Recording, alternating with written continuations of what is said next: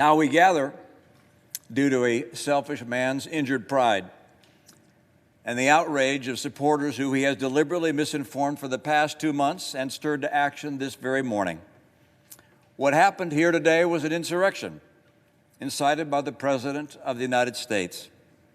Those who choose to continue to support his dangerous gambit by objecting to the results of a legitimate democratic election will forever be seen as being complicit in an unprecedented attack against our democracy. Fairly or not, they'll be remembered for their role in this shameful episode in American history. That will be their legacy. I salute Senator Langford and Loeffler and Braun and Daines, and I'm sure others, who in the light of today's outrage have withdrawn their objection.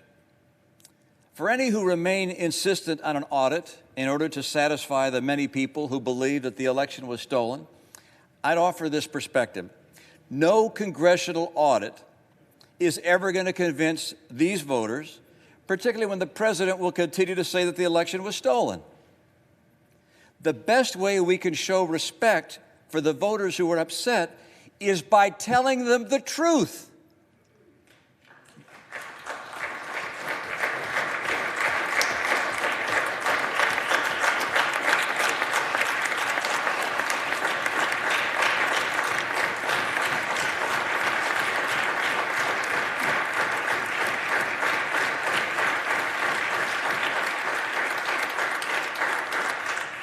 That's the burden. That's the duty of leadership. The truth is that President-elect Biden won the election. President Trump lost. I've had that experience myself. It's no fun. Scores of courts, the president's own attorney general, state election officials, both Republican and Democrat, have reached that unequivocal decision. And in light of today's sad circumstances, I asked my colleague, do we weigh our own political fortunes more heavily than we weigh the strength of our republic, the strength of our democracy, and the cause of freedom? What's the weight of personal acclaim compared to the weight of conscience? Leader McConnell said that the vote today is the most important in his 36 years of public service. Think of that.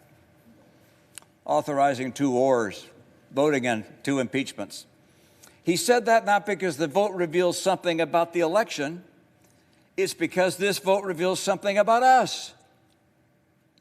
I urge my colleagues to move forward with completing the electoral count, to refrain from further objections, and to unanimously affirm the legitimacy of the presidential election. Thank you, Mr. President.